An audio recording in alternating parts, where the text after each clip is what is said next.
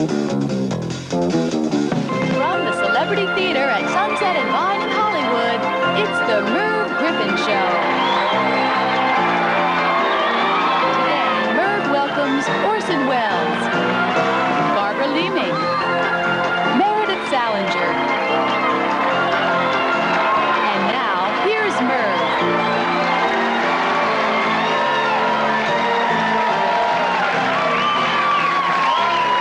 Eloquent and a frequent visitor to this show, who's obviously going to do something amazing when he comes out here with these cards. He captures our attention with every word he speaks. Would you welcome the one and only Orson Welles?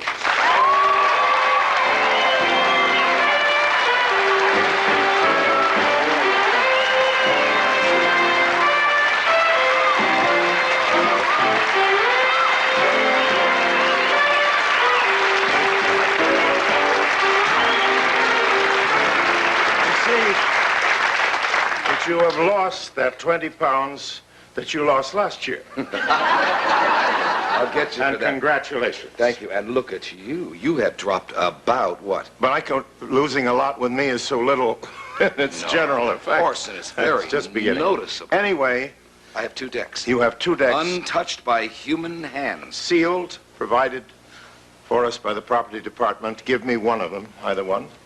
And now I would like you to check on a monitor, because I want to be sure that the audience out there is getting the picture of what's going to happen. You don't want me here next to you? Not for just the second. I will call on you at the moment of the climax. At the climax. I don't come around for climaxes. All right. Was it because I lost all this weight? Is that why you don't want me standing here? You can stand here if you want to. I want you to check the... I'll leave, Orson. Houdini never asked me to. All right. Would you hold this, please? That's right. Do me a favor and unseal it. Thank you. We're going to do a little card cheating.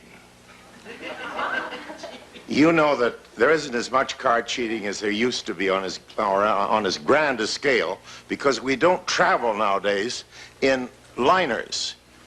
And when you used to go back and forth across the ocean in 5 days, that was just the right turnaround to set up the mark, make the killing, go back in the other direction. And there were great men, people like Titanic Thompson, any number of... I'll tell you what I'd like you to do. Would you shuffle the pack very well, please? 2, 3 times. I don't care how many times. And Titanic Thompson, as a matter of fact, had a niece who is alive and well, and you all know her because she became a famous movie actress. And she used to work with him on the boats when she was a young girl. That's why I can't tell her name. But she's told me a lot about how they used to work. And of course, the real cheating is minuscule. It's a deal a second or a third or a bottom or a little work with a shiner or a cold decking, holdout, all that kind of thing was used once or twice in a game if it was necessary. But sometimes the game and its outcome depended on the whammer. Because whamming is a very interesting aspect of card cheating.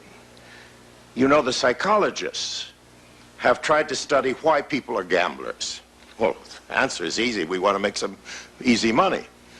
But the parapsychologists have discovered that what the professional gamblers have always believed in, which was the whamming, the ability of some people to influence the outcome without touching the cards.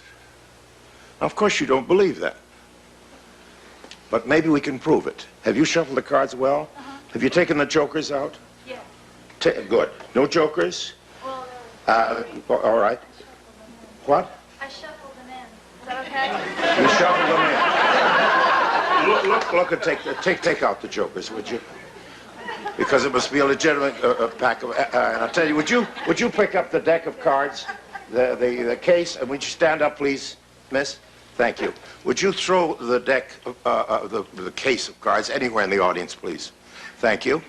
Will you pass the the case to any gentleman who has a pocket. You have a pocket? Good. We're going to use it later. Good. Good. You have completed your operation? This is for one more joke.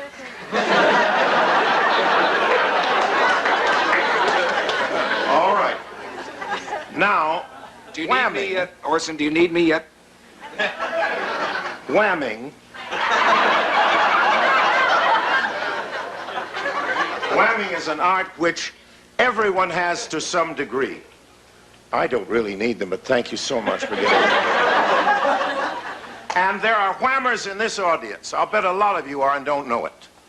In other words, there is an ability to influence objects which we are not physically controlling. And all of us can do it to just a little extent. Now, talking to some dice isn't going to help us at all. That's useless. You know, people, all that. But if all of us will work together for the sake of this lady who's going to watch this show, who's giving you a lot of pleasure as moviegoers, I want you to wham as she used to wham. And in order to do that, I'm going to ask you to cut your deck into 2 parts. Okay. And bring them up here, or rather put them up on the stage. Right here? Right like that, in 2 parts. Thank you. Thank you very much. Now, whoever has that deck, will you, sir, toss it to or hand it to a gentleman who also has a pocket? Will both of you come forward here and stand here? That's very nice of you. Thank you. I want to make it very clear to you, ladies and gentlemen, that at no time do I touch these cards, nor does my old friend Merv Griffin, who seems to have left us. Hello, what's your name? Norman. How are you? And you? Bernard. Hi. Now, here's what I'd like you to do. That was just a trick of mine to get you here. Throw it away. Now, what I'd like you to do is you come over here and represent this group of cards, and you represent this group of cards. And I want you to pick up that deck, please, with your hand. Will you please count the cards down, face down on the stage floor? 1. Now, you can stop any time you want. I'm not going to try to influence you, but you stop when you feel like it. Did I influence you? But somebody in the audience did, probably a lot of you, because you don't know the card he should stop at. But if you were whamming properly, it all worked. Now, will you take the rest of those cards and put them face up on the stage, spread them out. Now, those, we could have stopped at any of those cards, right? Okay. You, sir, the same thing. Pick up your deck. Again, count down. Now, you can stop when you feel any influence at all. On your own initiative, you stop. You want to change your mind. Would you like to take a card from the bottom, or the middle, or the other part? You stick with that? Yes. Absolutely. Will you take the rest of the cards and smear them out? The cards could have been any one of those, right? Will you put those cards in your pocket, and you put these cards in yours? We are left with 2 piles of cards, which have been randomly placed in their position, but are in the condition they are because of various secret whammers in this gathering. All right, now, here's what you do, sir, please. Pick up that group of cards and deal me, you're a dealer now, deal me 2 hands, face down. 1, 2, 1, 2, 1, 2. That's right. Will you do the same thing? You're the second dealer. Now, you're dealing to somebody that we're wishing very well to. A lady that we hope we have served by the cumulative effects of our whamming. Will you turn over the top card there? The Ace of Spades. Will you turn over the top card of that? The ace of hearts. You turn over that card. The ace of clubs. Now, it would be impossible if that should turn out to be the ace of diamonds. But just on the chance that a genius of a whammy is in this audience, will you turn it over? By God, he did it. Thank you.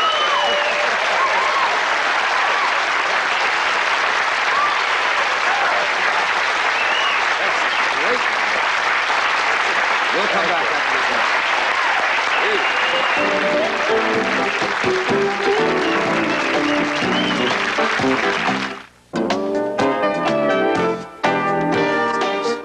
Well, Orson, you've celebrated and gave us no warning at all. I mean, I would have planned a major birthday cake. You celebrated a big birthday, didn't you? I didn't celebrate it, I just had it. At my age, nobody celebrates a birthday. You don't celebrate a special event like that. Well, way in my hot youth, yes. I used to pretend it was my birthday when I took a girl out to dinner. And then I'd have the waiter bring a cake in and sing happy birthday, and I'd use that as an excuse to extend the evening. And one night, a friend of mine, Ty Power, God rest him, whose birthday happened to be the same day as mine, May 6th, came in February and saw a waiter singing happy birthday to me while I sat next to a pretty girl, and I got the dirtiest look I've ever had in my life. Was it a big birthday? What? Was it a large number this year, 50? It was right up there in the double numbers, you know. It was. Well, 10 would be a double number. It's 10 Celsius. I'll tell you what happened to me that made me happy about being 70 years old. 70. 70. 70. Yeah. Thank you. Believe me, it's nothing to applaud about. But they didn't expect you to be here past 50. I'll tell you why. What was my good luck? I thought I was 70 last year. So I went through all the misery of being 70 a year ago. So this one is free. Well, that was wonderful to have two of them, right? Two, yes. Yeah. I suppose. But no celebrity, just let it slip by and... Oh, no, I hate birthdays, you know. Really? Really. Because you always think, wouldn't it be nice if it was a lot less candles on the cake, you know? Yeah. As it is now, when they bring out a cake with my right number of candles, it looks like the Chicago fire. What have various notables said over the years about age? Do you recall? Well, Bernard Shaw had a wonderful what did one. he say? I don't know, wasn't it was a shame to waste youth on the... Yes, youth on the... Well, shame to young. waste youth on old age. Well, he was old when he said it. And de Gaulle, of course, said the truth about it. What do you say? Old age is a shipwreck. But you feel wonderful, don't you? Oh, sure. All these old people that walk around saying they feel just the way they did when they were kids. Liars. Yeah. I just had George Burns on, and he's going to be Well, 90. George Burns comes from another planet. I know. And I said to him, I didn't know how to do it delicately, as usual. And I said, George, does everything Yeah. work? He said, from the waist up.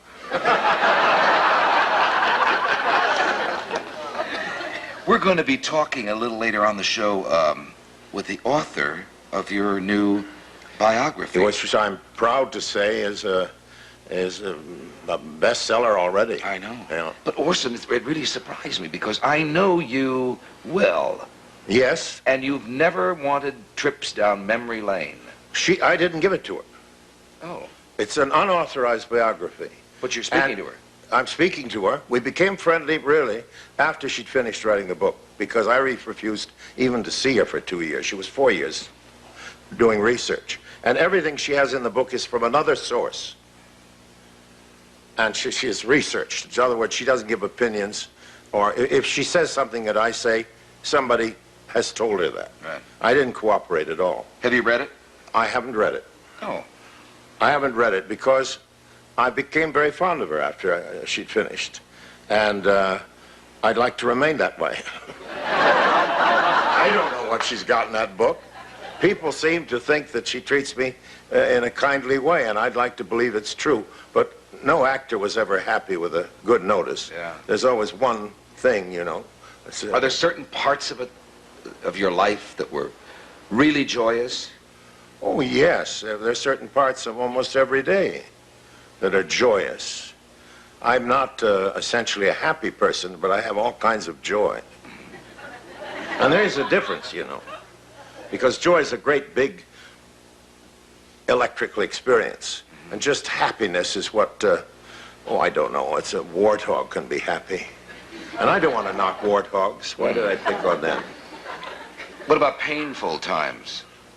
Enough of those to do. I'm saving those for my book. Yeah. Were they usually associated, though, with your work? The pain? All kinds of pain, all kinds of pain. Bad conscience pain, too, you know.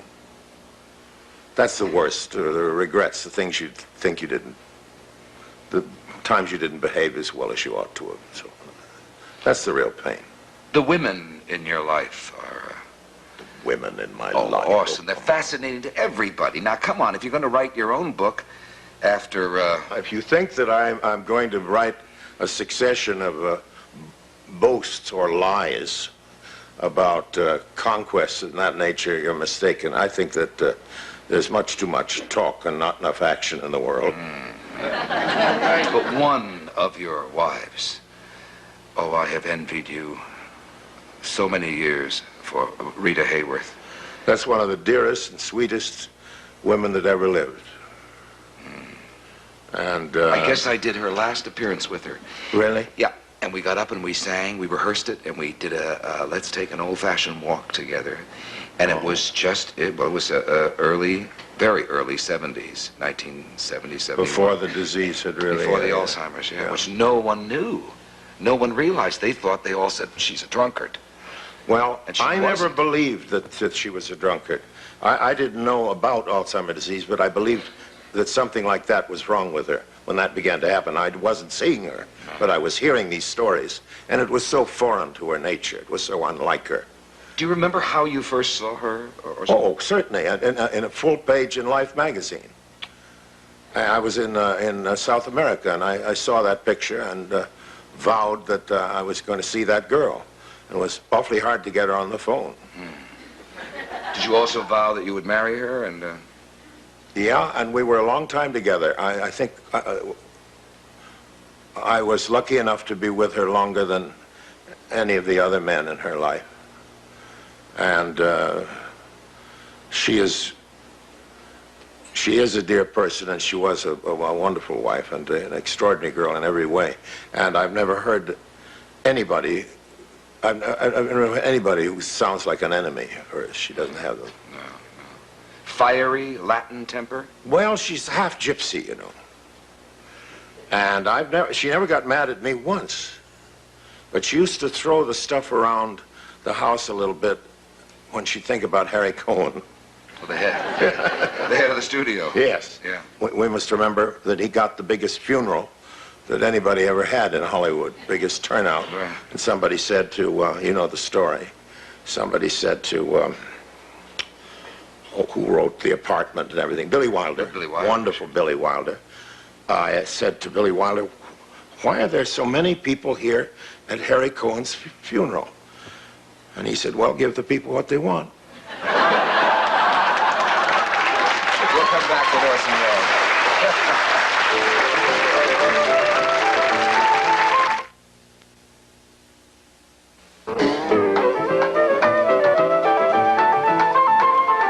One woman, Orson, I wanted to ask you about, that you knew well and know well, and that we know really very little about except her performances, and that would be Marlene Dietrich. Yes. What kind of woman is she?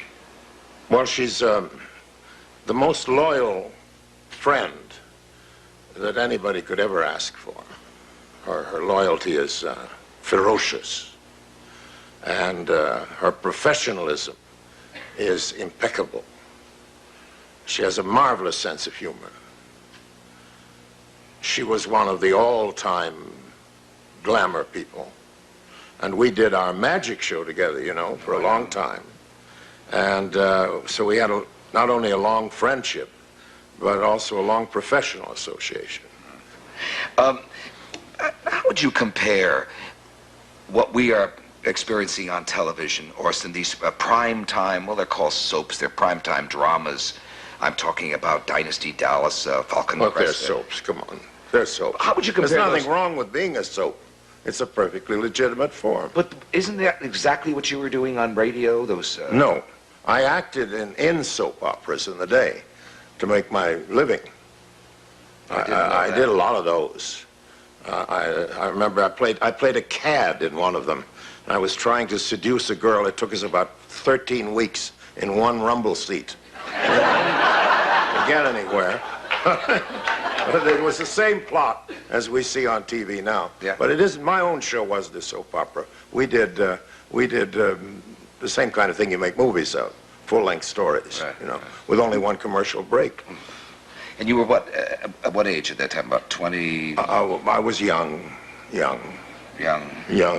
And All that success at that age, hard to handle or easy to handle? you know that anybody who has trouble being successful doesn't have any sympathy from me. But at 22, Orson, you But you were the child genius of I was a Broadway. success at 16. Oh. I was a star in Dublin, so I was an old-timer by then. And I was just awful busy, you know, and awful lucky. I had a tremendous streak of luck, and I was very grateful for that, because I'm not being fake modest talking about luck. I do really think it has everything to do with anybody's life. Take a break and we'll come back and meet your biographer, even though she's not approved. Not approved. Well, Not authorized. oh, she's approved but not authorized. She'll be out here right after this message.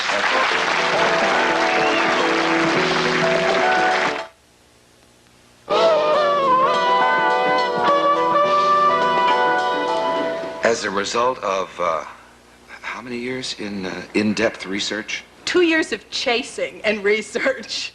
Research, really, because while Orson was hiding, I decided that the life was just so great, I was going to find out no matter what he did. And so I read all of his private letters, everything that everybody else had saved and Have he you had got thrown any on away. you? Oh, are you kidding? My whole house is filled with Orson's old letters. He once said to me, it's like, must be like the Grotto of Lords in there. But it was such a great subject. I mean, no matter how hard he hid, I kept running. And finally, you know, he was just so very nice. At the end of 2 years, he wrote me a lovely letter, and he said, I'm so sorry, but I'm not going to cooperate with you. And I thought... And he already had? No, he hadn't done anything. He hadn't even answered a letter for 2 years. For 2 But years... I never asked her to show me what she was No, writing. no, that's true. And I wouldn't have never showed asked it to to you. check even facts. No, he Well, here hasn't... we're into a major conversation. I haven't even introduced Orson's biography to you. This is Barbara Leeming, and this is her book. Orson Welles, which does not have the good housekeeping seal of approval. Of course, your life hasn't either. That's true. What surprised you the most to learn about Orson? Oh, I think, without any question, how funny he was, I think.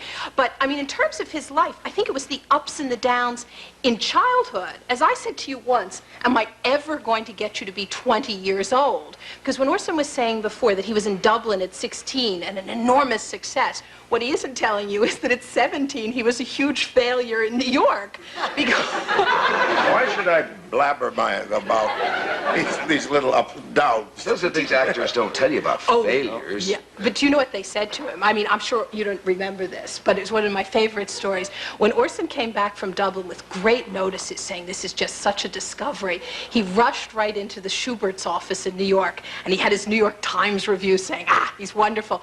And they said to him, yes, Kitty, can we help you?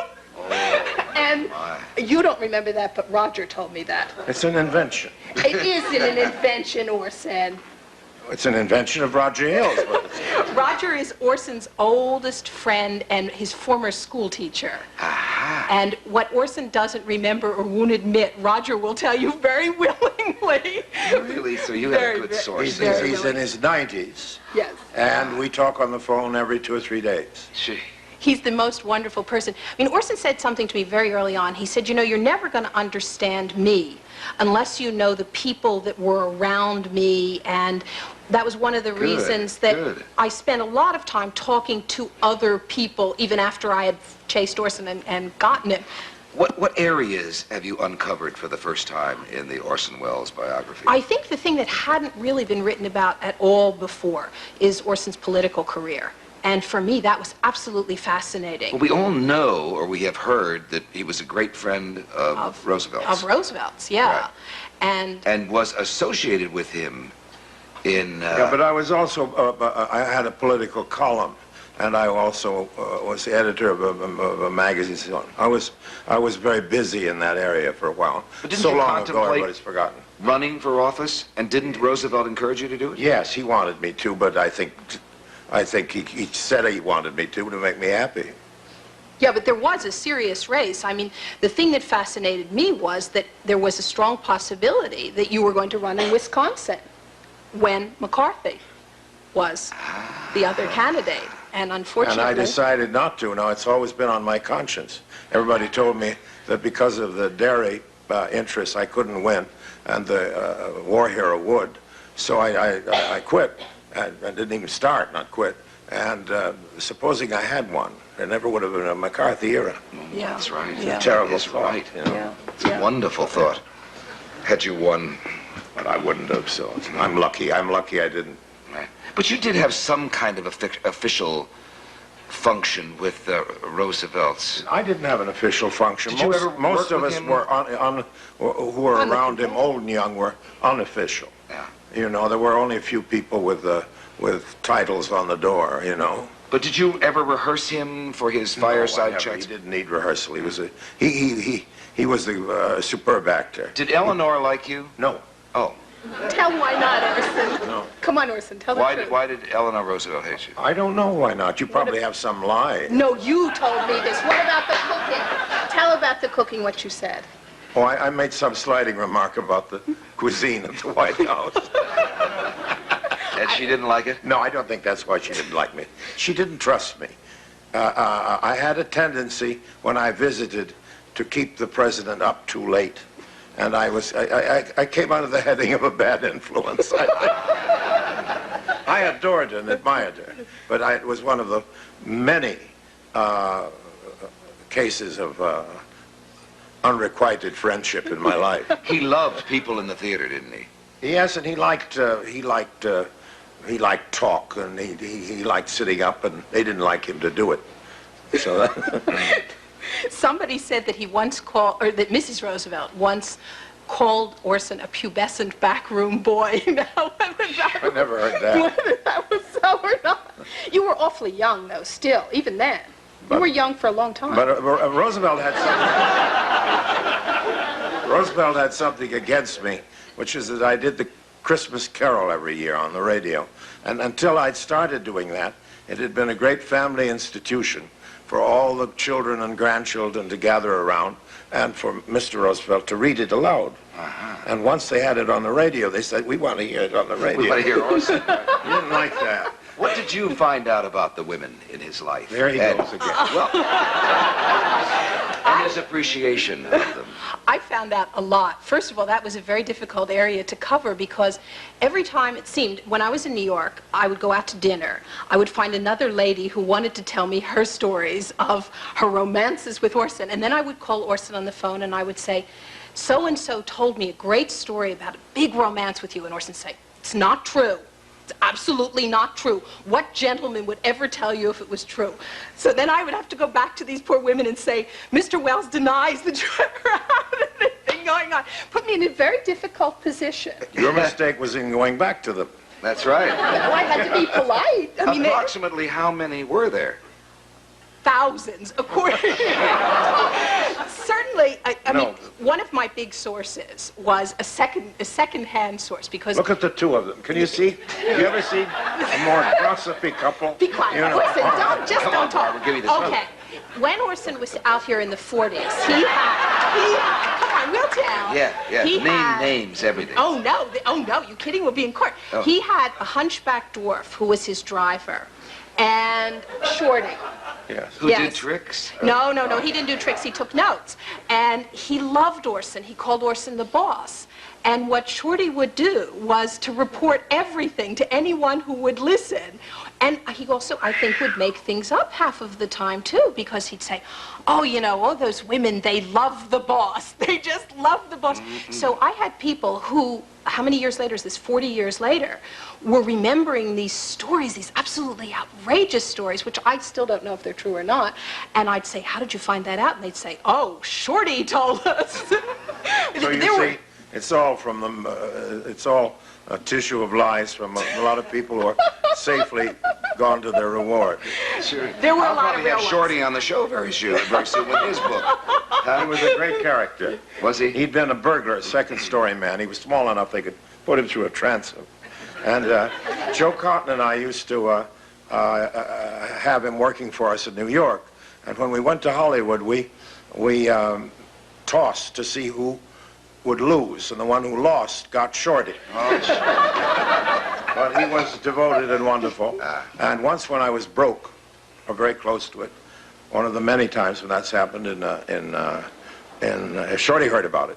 He was living in retirement here in California, and I was in Paris. And he arrived suddenly in Paris with his entire earnings, which he wanted to give me. Oh, that's so sweet. And I said, of course not, you go back with him, and God love you. And I took him to the airport, only he took a plane for Vegas. I'll show you the book once again, and we'll come right back with Barbara Leeming and Orson Welles after this message.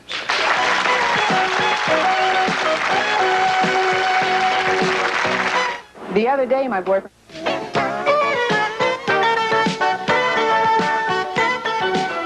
In a moment, we're going to run a clip from one of my favorite movies of Orson's past, Third Man, which he did with Joseph Cotton. And I think the clip will include that. But I want to show you some stills first, and let's see what Orson has to say about these here. Well, That's it, Orson. Scene from Citizen Kane. A great boon to your career or a detriment? oh, it was a great piece of luck because people liked it. If they hadn't liked it, it would have been bad. It's as simple as that. There it is. Let's change pictures. There I am, wounded. 1946, The Stranger. Oh yes, with Loretta Young and Eddie Robinson. Look at that face. Yeah. That was there's Othello. 1952. Yeah. Not the opera, the play. All right. The play. Yes. And this next, your favorite film, isn't it? Yes, that's there I am as Falstaff, and that's Keith Baxter, who gave a wonderful performance as Prince Hal in a combination of Shakespearean plays called Chimes at Midnight. 1966. That was a bigger hit in Europe than it was in America. Well, hardly seen in America. It was a huge hit in Europe. Yeah. It's very badly distributed here. Really? The man who bought it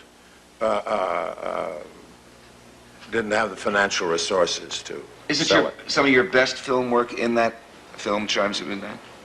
I think I'll ask her. She's a professor of movies. She knows more about these things. What do you think? Than I do. I think unquestionably. I mean, I think that's one of the things for me that I hope people will do is look at the other half of Orson's career. Chimes at Midnight seems to me to be so much of everything that I had ever hoped Orson would do. Right, It's Citizen Kane 40 times over. It's an absolutely stupendous As you wrote the book, was there a continuity in the kind of unfair charges against yeah. Orson Yeah, I that think- were really not true and should someday be? Yeah, I think a minute ago you saw the still from Othello, and I remember reading newspaper reports when I first started doing the book saying, Orson Welles has abandoned Othello again. Again, he never wants to finish his films. And when I started to look at the records of the facts and figures and so forth, I found out this is the most absurd kind of charge. The reason that he abandoned the film was to go and earn the money to shoot a little more and shoot a little more. Because after 1948, when Orson went to Europe, almost everything that he made was financed, at least in part, by Orson. And making movies with your own money is a pretty expensive proposition. Because William Randolph Hearst said he will not work in America? No, it's a little bit more complicated. It takes longer than to get... It's, But did he hurt your career, Orson? yes, but, sure, but I didn't do him any good either. Let's show a clip here. Let's show a scene from Third Man. And this is a scene with Orson and Joseph Cotton. I guess it's the amusement park scene. What a film. Oh, some of the most famous Wonderful lines. director, Carol Reed. Listen to these lines. Watch. Holly, I'd like to cut you in, old man. There's nobody left in Vienna I can really trust, and we've always done everything together. When you make up your mind, send me a message. I'll meet you any place, any time. And when we do meet, old man, it's you I want to see, not the police. Remember that, won't you? Don't be so gloomy. After all, it's not that awful. Well, what the fella said. In Italy, for 30 years under the Borgias, they had warfare, terror, murder, and bloodshed, but they produced Michelangelo, Leonardo da Vinci, and the Renaissance. In Switzerland, they had brotherly love. They had 500 years of democracy and peace. And what did that produce? The cuckoo clock. So long, Holly.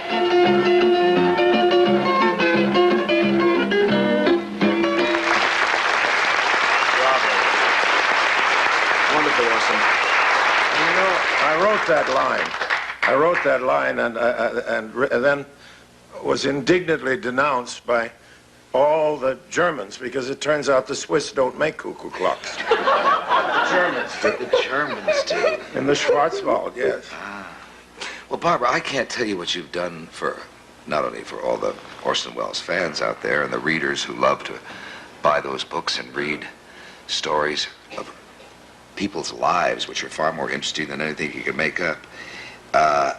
You've allowed Orson now to come on the show and talk about his past, which has been a no-no. I know he hates to talk about his past. I know. I have found out more today about that man over there than I have. She knows more than I do. Our congratulations to you Thank on you this so much. biography. And thank you, Barbara Leedy. Thank and you. thank you, Orson. We'll come back after this moment.